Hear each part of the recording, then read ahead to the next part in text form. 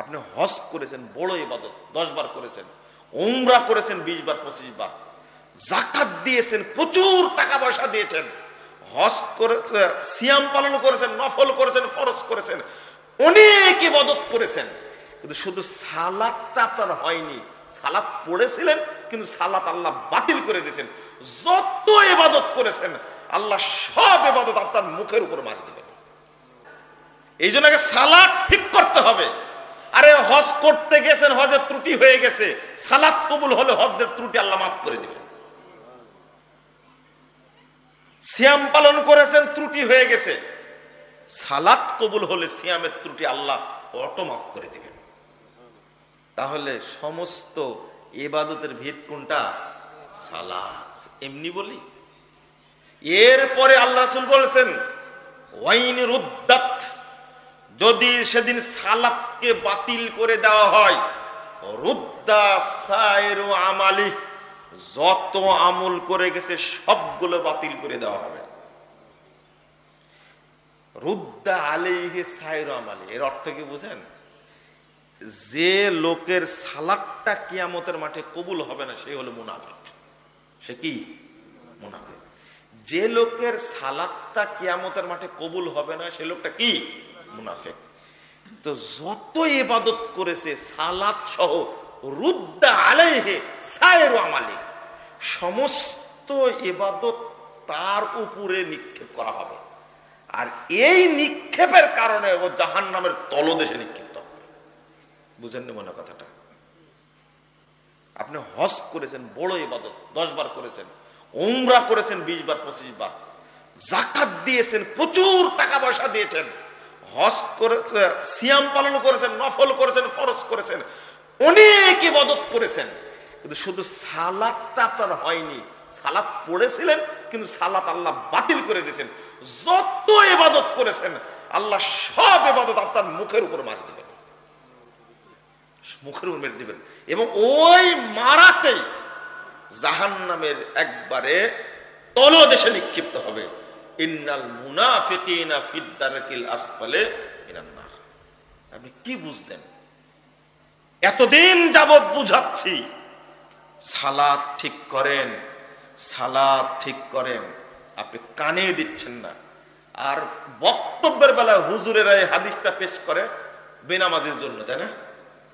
বুঝেন না মনে কথাটা? আমার প্রথম সালাতের হিসাব নেওয়া হবে, যার সালাত নাই তার কিছু নাই। আরে না না, এটা নামাজির হাদিস। কার হাদিস? যে নামাজ পড়ে গেছে আল্লাহর কাছে কিন্তু কি হয়নি? কি হয়নি? কবুল হয়নি, বাতিল হয়ে গেছে। তাহলে কি এটা বেনামাজির হাদিস না নামাজির হাদিস? এটা নামাজি সম্পর্কে বলা হয়েছে। বেনামাজি তো পড়েইনি, তো সালাত নিয়ে যাবে কি করে? বুঝেন না কথা? বেনামাজি তো নামাজ পড়েইনি, ও কি নিয়ে যাবে সেখানে? আজকে প্রোগ্রামে আসতে পারেননি, ফুল দিতে গেছিলেন, তাই না? আল্লাহর কাছে বললেন, এটা আল্লাহর কাছে ওটা বলেন। সব ইতিহাসকে পাল্টে দেওয়া হচ্ছে। আমি শেষে বলবো, একটু গুটিয়ে নিয়ে আলোচনা, না হলে আপনারা বিরক্ত হয়ে যাবেন। কি পছন্দ হয় না আলোচনা, তাই না? খুব কষ্ট হচ্ছে, না বললে তো বুঝবেন না।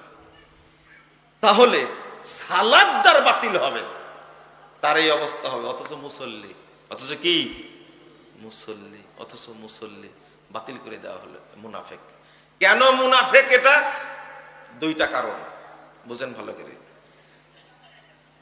মুসল্লিদের মধ্যে 6টা বদ অভ্যাস আছে। কয়টা? 6টা। এই 6টা বদ অভ্যাসের মধ্যে যে কোনো একটা কারোর মধ্যে পাওয়া গেলে এ হলো মুনাফিক মুসল্লি। এটা কি বলা লাগবে? হ্যাঁ, বলি, আপনাদের উপকার হবে। আর আরেকটা মুনাফিক মুসল্লি হলো, সেটা হলো সালাত পড়ে মিথ্যা কথা বলে, সালাত পড়ে সুদখোর, নামাজ পড়ে ঘুষখোর। ঘুষখোর মানে কি? বাংলাদেশটাকে ফতুর করে দিয়েছে। বাংলাদেশে যে যত বড় চোর সে তত বড় সার।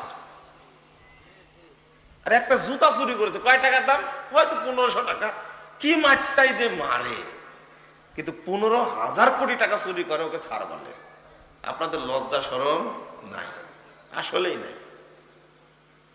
ছাড় মনে হয় বলেন ভয়ে, তাই না?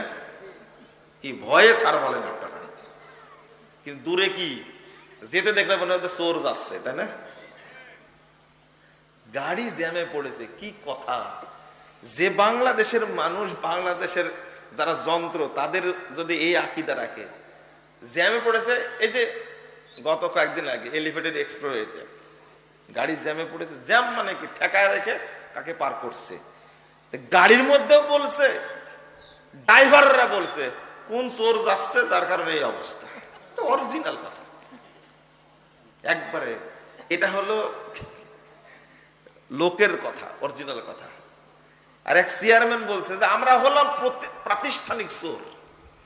কি প্রাতিষ্ঠানিক চোর আমরা? আমি চেয়ারম্যান সাহেবকে বললাম যে আপনি এইভাবে বলতে পারলেন, তাও গোপালগঞ্জের শহরে, এটা গোপালগঞ্জ শহরে। যেটা বলেছি এটা একবারে 100% সঠিক বলেছি, আমরা প্রাতিষ্ঠানিক চোর। নামাজ পড়ে কিন্তু কি খাই? ঘুষ খাই। ঘুষ খাই মানে কি? ও, আমি বক্তব্যে বলতাম না, বাংলাদেশে একটা অফিস আছে, অফিসের নাম হলো ভূমি অফিস। আমার বক্তব্য শুনেন আপনারা, ভূমি অফিস। এটা হলো ঘুষ খাওয়ার স্পেশাল অফিস একটা। এই বলতে বলতে আমি 4, 5 বছর 7 বছর বলে আসছি কথাটা, কিন্তু গত 2 দিনে পেপারে যা লিখছে, এই ভূমি অফিসের প্রধান উস্তাদ সম্পর্কে লিখছে,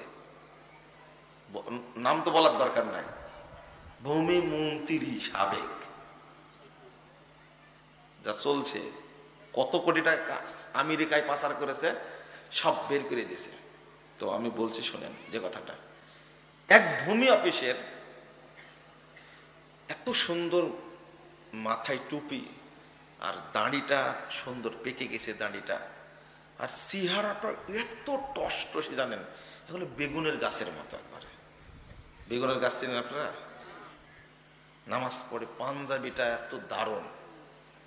কিন্তু এই ভূমি অফিসে বসে বসে টুপি মাথায় দিয়ে এই হারামখোর কলমের খোঁচা মারে আর সুদ খায়। কিন্তু আজান দিলে শুরুতেই মসজিদে যায়। বলেন তো এই লোকটা মুসল্লি না মুনাফেক? এবার কি চিনতে পারছেন? শুধু না, আপনারাও আছেন এর মধ্যে। সুদ খান না? মুসল্লি কোনদিন সুদ খেতে পারে? আল্লাহর কালামের সাথে বেঈমানি করে। আর আল্লাহ বলেছেন ওয়াকিমিস সালাহ ইন্নাস সালাতা তানহা আনিল ফাহশাই ওয়াল মুনকার। সূরা আনকাবুত 45 নম্বর আয়াত। তুমি সালাত আদায় করো, নিশ্চয় সালাত যাবতীয় ফাহিশা কাজ, যাবতীয় অন্যায় কর্ম থেকে বাধা দিবে। বয়স 70 বছর হয়েছে, 60 বছর যাবত নামাজ পড়ে, এই 60 বছর বয়সে এই বুড়া এখনো জেনা করে। ও, জেনা ভালো কাজ নাকি? আস্তাগফিরুল্লাহ। ও সালাত পড়ে না, ভণ্ডামি করে।